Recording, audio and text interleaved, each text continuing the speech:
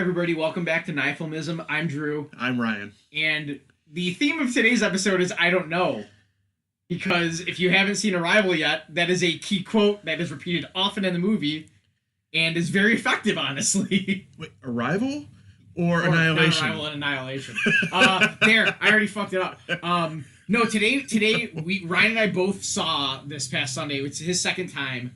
We went and saw Annihilation, and afterwards we were kind of just ruminating on it, and we're talking about how, to our minds, Annihilation and Arrival are the two most recent movies that we've seen that kind of do a realistic, I guess. I mean, this is all in finger quotes, but a realistic depiction of how an entirely alien entity, not even culture, but an entity would contact anybody on Earth. And it got us talking about just other alien first contact movies, and there's sort of been this evolution of how movies have used the idea of an alien first contact to get across certain points over the years, and how that's always changed. Yeah, that and just we were talking about how our existence bleeds into how we think another being from across the universe would be, and that just doesn't seem right. And we just in us talking a little bit about it, it's just the idea that, like, oh yeah, they're gonna wear clothes and walk upright or communicate the way we do and things like that. And Arrival has a little bit of that in terms of, like, there are beings, they do communicate, they write, they talk, They have some form of language. Go way back, though. Go back almost 70 years, early 50s, the day the Earth stood still. And this is probably where we should start on this one. Thank you, Jeff, if you're listening, for bringing that one up when we were talking the other day. But the thing about the day the Earth stood still was aliens show up and they flat out say, hey, we need to talk about you developing nuclear weapons and pointing them at yourselves. And it's very much, if nobody is going to listen on Earth to common sense talk, we need to present it from the perspective of an outsider, it's of an an alien. arbitrator or an independent mediator. And I really don't. I mean, yes, it's the only way to sort of get that across. But on the other hand, I don't think any aliens would actually give a shit about whether or not we nuke each other. Unless we're just one of those M-class planets that's being kept under, what is it, the first law in Star Trek, the Prime Directive. You don't interact until they're spacefaring, and then at that point you tell them what's wrong. Yeah. So I mean, you've got that at the extreme end. I mean, it's not the first time aliens ever visited. You've got H.G. Wells well before that, but this is, I think, the first one we'll talk about in terms of the theme of today, and then going all the way to the future to Annihilation, which is, God, we could talk about this movie on its own for the whole length of the podcast. We're gonna spoil enough of it, so if you still have a chance, it's usually in 2 showings a night, usually at middle of the day when you're at work and right before you're about to go to bed, unfortunately. But the fact that it's had a run this long for a movie that was buried by its studio, overseas it's not even getting released in theaters, it's only gonna be on Netflix. More's the pity, but hopefully more people see it, though, because if granted you are paying for your subscription, but if you're just looking through and, hey, cool, I'll take a look, it'll show up if you watch stuff like Black Mirror or anything else that's on Netflix. It'll show in your recommendations, I would hope. Moving on, alien first contact movies are all over the place, and each one, I kind of think that at times they're a bit of a cop-out because a lot of them do have a social message. Yes. But it's safer to use aliens than it is to use real people. True. So look at, God damn it, the one where they're all separated into District 9. Oh, yeah. District 9, a movie that's clearly about apartheid, but making a movie about apartheid. I mean, this is pretty ham-fisted as it is. Oh, yes. I mean, it's set in Johannesburg. Yeah. This movie about genocide is set in Germany. Yeah, I wonder what they could be saying. The prawns literally live in the shanty towns. Like, they probably just took shots and were just like, we're just going to digitally remove everybody who actually lives here. But, no, there's always that sense of of there being an exchange, a traditional exchange that's common in our socialization with an entirely alien race. Like there's War of the Worlds, an entirely hostile engagement. Things like Close Encounters, where it's a more benevolent. Even in Arrival, it's benevolent, but it's not really. If you haven't seen Arrival, I think it's still on. I know On Sicario, Prime? I think, may have gotten bumped off Prime. Yes. But those things, just like Netflix, they cycle back. But no, to spoil the main twist, I guess, in Arrival, it's we need you to be able to help us later. But given the nature of their language, a lot of morality goes out the window. I mean, the whole point of their language is that you no longer see time as a linear. No, you perceive every aspect of your existence at any given time. Like you can dip in and out of it. It seems. At least that's how she sees it. But then again, she's not. She's just grasping it. Yeah, that's how I interpret it too. But yeah, let's go to the extreme other end of the spectrum and talk about Independence Day. Again, that's just like War of the Worlds. It's just a entirely malevolent exchange, a conqueror exchange, basically. But given the time period that it came out, I mean the 90s, was he trying to say anything? Or was Roland Emmerich just trying to blow stuff up? Or was he a secret genius that knew about 9/11 before it happened? Let's throw secret genius right out. No, he's not. No. But what were you saying again? I don't remember. Oh, Independence Day. It reminded me in hindsight a lot of Battle for Los Angeles. Battle Los Angeles, the one with Aaron Eckhart. Yeah, I watched that. It was interesting the way it was shot, but it was basically a like video game version of what you would have seen in '94 or something. It was like, no, this is what you would play. So I'll pose the question then. Why do some filmmakers feel the need to try to say something socially profound using alien invasion movies, while others decide to say, goes back to USA kicks ass? I think it goes back to steal an old episode theme, the us versus the capital T them. Okay. It's easier to unify an entire audience if, the thing you're fighting doesn't even look like you, doesn't think like you, type of thing.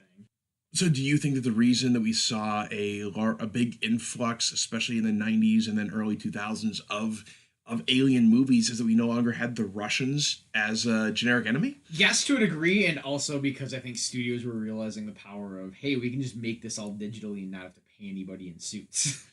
Or pay for voices. We could just use animal sounds mixed with other noises and stuff like that. Like, it's a way to get an entire enemy faction in a film for a lot cheaper, I would imagine. But at the same time, you've got screenwriters making some of the best movies in the last couple of years using this. Does it cheapen it?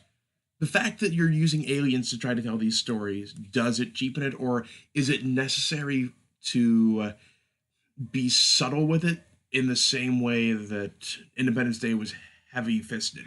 I don't know. I think it depends, because I think there's always going to be that hipster element to any subculture that you're in, that people are going to be like, oh, that's just a stupid sci-fi movie. And it's like, yeah, you think that because you can't get over that barrier to entry.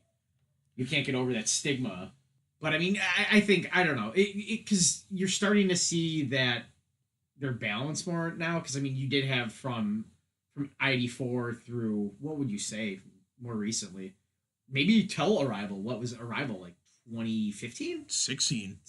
Yeah. Where you have more of like the us versus them, aliens versus humans movies. Was Mars Attacks before? It was right after '94 or before? I don't know. I'd have to look that up. I'd have to look that period. Up. There are people who think Mars Attacks. There are people who think Mars Attacks is bad, and those are the same people who think that Starship Troopers is bad because they don't understand satire. And the same people that think that Independence Day is good. Yeah. But I mean, you have had a lot more, because you had the Keanu Reeves remake of The Day the Earth Stood Still. You had a lot more adversarial. I think I saw parts of it, and I heard it was just whatever. Pretty standard. Yeah, whatever. Remake. Standard fare. We had the IP. We might as well do something with it. We have to before we lose it. Yeah, probably. But no, you see in the last like handful of years, maybe it's because of Nerd Chic that because more general sci-fi is becoming not more popular or more readily accessible. It's not like you have to really go digging. You don't have to go to like the video store and look at the back end of the aisle at the scuffed up cassettes that nobody wants because it's not the new stuff to see something unique sci-fi wise. It's just a genre. I mean, we talked about Altered Carbon. Altered Carbon's like out there. It's not great, but it's out there. But enough people will see it because it's on Netflix. It's easily accessible. But I think you're starting to see more stuff that's a little bit more esoteric in what it's trying to get across, as far as including aliens and humans interacting. Sci-fi, I just in general, I think like we did talk about how horror is kind of getting rote. Sci-fi kind of is not. It's almost becoming the one genre where it's okay to be a little crazy. Well, I think we also have to draw a pretty distinct line between sci-fi and action in space. Yes. Yeah. Because when we talk about sci-fi, we're not talking about Star Wars. Star Wars is a fantasy movie. Oh yeah, it's a fantasy movie, fantasy themes, mythological themes, but plucked into a sci-fi setting. It just happens to have lasers and spaceships. Yeah. Similarly, just like Game of Thrones is like political thriller plopped in the fantasy setting to a degree. But I do want to do an episode about that at some point in the future because tinfoil hat time. I'm pretty convinced that Game of Thrones is actually post-apocalyptic sci-fi. Ooh. But that's a topic for another time. Star Trek or Abrams' Trek is not sci-fi for the most part. It's action. It's action in space. Science fiction is what we're talking about. Stuff like 2001. 2001. We're about to do another Stuff episode. Like Primer, if you've ever seen Primer. No. Good sci-fi movie. Primer. Black Mirror. Primer is probably the most scientifically accurate time travel movie ever created. It's worth looking into. I haven't watched it in years. I saw it on IFC years ago and was amazed by it. And I have to watch it again. Because again, it's one of those you're going to want to watch it a couple times because of how really into the plot the way time travel would work theoretically is. Okay. And you had mentioned Moon, which we're going to do another episode on when we're done recording here. So I don't want to spend too much time going into sci-fi, but getting back to the Alien First Contact stuff, it's science fiction has always been using these outlying scientific possibilities to try to drive home some sort of real world message. Yeah. There's a better usually word, a contemporary message. But really good sci-fi is stuff that's just about how we encounter the unknown.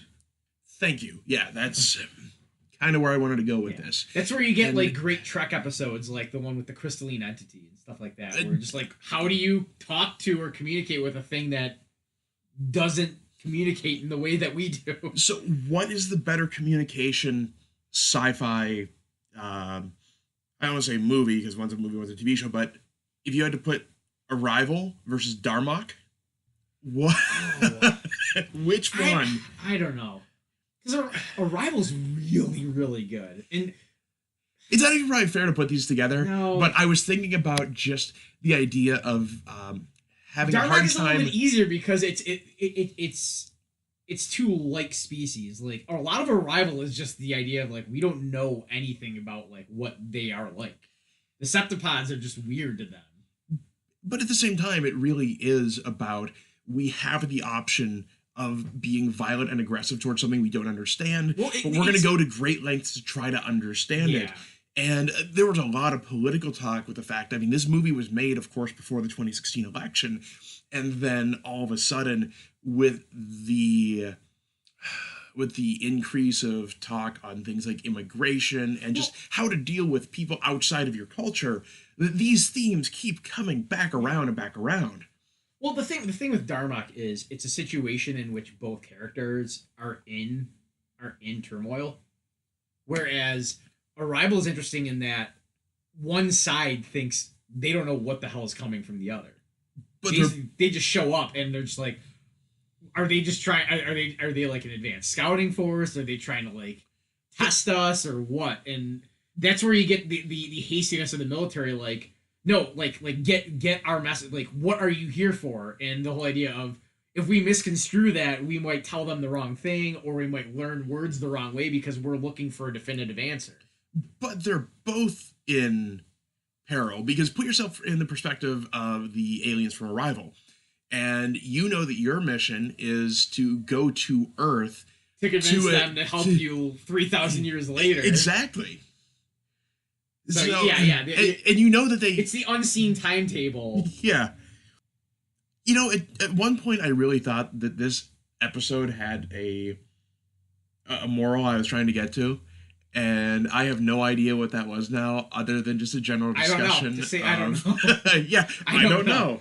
I don't know what I think you'd be like the millions of idiots who probably gave Annihilation a bad review because they're like, this doesn't make sense. Why did the big kaleidoscope turn into a robot? Why was it trying to eat everything? Let's just talk about that movie. I'm not even willing to agree that thing was an organism. I don't know what it is. Just like at the end with Natalie Portman, I don't know. I don't know. That's fine. You don't have to know.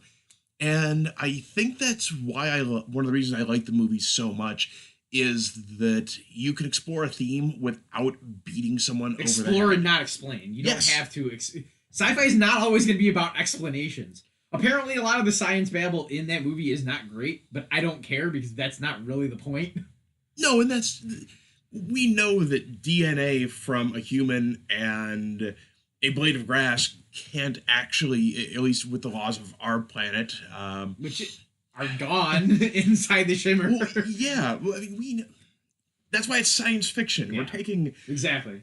It's not a documentary. Things that we understand and then playing around with them in ways we know they won't work because we want to entertain ourselves and also challenge our minds. In order to tell a story that is... Have you looked at any of the reviews for it? I haven't read any. It's amazing the number of people who have taken so many different things out of that movie. And I came out of it with one idea. And then I went back and rewatched it, and where I can all of a sudden see all these other reviews where they were taking things from it, and I was still happy with my interpretation of it, but there was absolutely nothing to disprove their interpretation of it, and the fact that it could mean so many things was kind of nice. It was a pretty universal.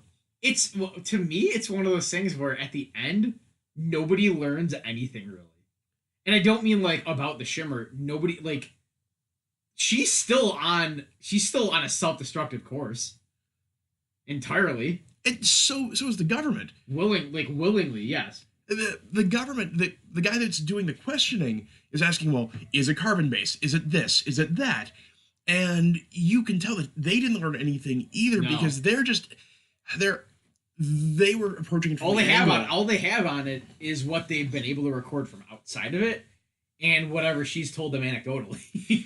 But they're probably approaching it, you could read between the lines, well, is it carbon based?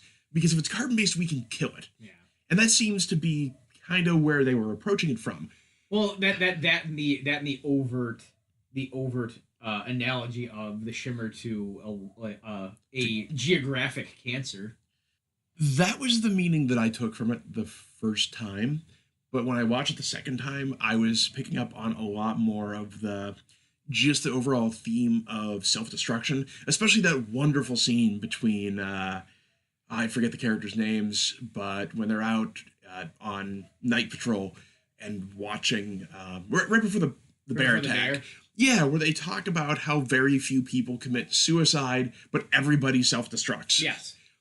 And that's where I'm getting that nothing's learned, because at the end, Lena's totally willing to live with this facsimile of her husband, knowing full well that it doesn't have his memories, but it looks pleasing to her, and she's been changed herself, so she doesn't know what they're gonna do. They're gonna probably quarantine, because if you could just look at under a microscope at her blood and tell that she's being affected, they're gonna do the same thing. But you could also look at it from the general lens of everything changes And so part of it is just acceptance of change. Yeah. She knows that she has changed just from this experience. He has changed, and that it's not him entirely. That's where when you get into the how does it work, which you really shouldn't with this movie. But No. I'm an idiot and I do this anyways. But like when the physicist just decided to become one with the shimmer and let herself be, and you're just like, okay, I get that time is also being refracted in here. So, but I feel like there's a sense that you don't get that your willingness of anything inside of it affects what happens. And then the name of it also, Annihilation. I mean, if you think about, like, she becomes one with everything else in the shimmer, but then when the shimmer's destroyed at the end, doesn't that mean that she is totally gone? She is annihilated? Yes. And I feel like there was something else in there, some theme no, that I'm not... because at the end too, when Jennifer Jason Leigh has merged or forced a merger with whatever it is, and she talks about not necessarily the will of it, but at the end, nothing of us will be left. So I think it's just kind of an acquiescence to that, anyways. It's because that character who becomes basically a flower, essentially. Yeah. Was suicidal or at least masochistic beforehand. But we just talked about the Gray, and her scene where she becomes one and just becomes basically a plant human hybrid reminded me a lot of the character who just sits down with the great view and says, you know what? Yeah, I've seen what I wanted to see. I've learned what I want to learn of myself in this. And that's it. That's all I needed. Yeah. You get the sense that there's that your own acquiescence, at least in the narrative of the movie, has a role. Because they talk to Lena, like, why did you survive? And she's like, I had to. Yeah, she had a driving... Yeah, she had a reason to keep going, basically. Man, we could have done this movie side by side with the Gray. True. God damn it. But that was the one little like through point that I kind of got with you have no control over what happens in the shimmer, and the deeper it gets in, the weirder it gets, and the more it affects you psychologically too. But I feel like a little bit of somehow your will was able to withstand whatever you wanted to, because if you were there to die, you were going to figure out a way to die, or if you were fighting it like the medic was, you go insane. Which, if you take it on the surface level metaphor with cancer, I mean, it's pretty ham-fisted at times with that. Some people choose to fight it, or she wants to fight it. You want to accept it. I don't want either of those. I mean, that's a pretty, I don't want to say ham-fisted, but it's a slightly more on-the-nose reference to that cancer analogy. And if you, it's kind of like Fury Road in that you can take it as a straight up action movie. Well, I mean, like even to just keep with my theme here, the psychologist, she mentions that her daughter died and that it was 2 mornings. It's your son, the you that was, and she's the first to die. And if you're going with that, like your will inside of there has an effect on she was on her free play basically. Yeah. So, what was whatever was going to happen in there was going to happen in there. And then, of course, once you find out that the psychologist has cancer, she's just in there to see what's there. And then whatever happens to her happens. That's what makes sense with her end. But. And then the other character, the postdoc student, or the graduate, what's her name? The one that turns into the flower. Oh, she was a physicist, wasn't she? Yeah, but she just graduated at Harvard or something. Which is funny because they were doing this, because I guess in the book they don't get names; they're just their occupations. In the movie they got names, but that's really irrelevant. But damn it! I had something I was going to say. Oh, they talk earlier about how she wears long sleeves because she's trying to hide the scars. But it's not suicide scars. It's masochism. It's just she wants to feel something. She gets deep into this, and you get a sense from just her portrayal of that character. She's quiet. She's a little detached. She probably just wants to feel something. It's almost like if the Nine Inch Nails song "Hurt" was put into a person, just without the addiction part. Yeah. That once she got to a certain point, all that she wanted was to feel something positive. Yeah. And seeing the tranquility of... Yeah, how everything interacts. How inside the shimmer, everything is one. And she sort of she figured out what she wanted, and she went with it. So, yeah, this is a recommendation from Highly both of us recommended. of one of the best. So it's probably, granted, the year is relatively young, but I mean, even going back like a chronological year, I'd say the last half hour of that is probably the best cinema I've seen in a long time. And it's what a lot of people hated. It's non-verbal storytelling for most of it. Well, and there's no stakes to. Well, there's, can she get away? Can she get out? But it's all one-sided, and that's what makes it awesome. Yeah. Because even when they're because they'll splice in interrogation, which feels. I don't know if that was there from the beginning. I guess Garland and his producer had Final Cut, so it probably was in there from the beginning. It would be interesting to see if there was ever like a studio cut to see how terrible they made it.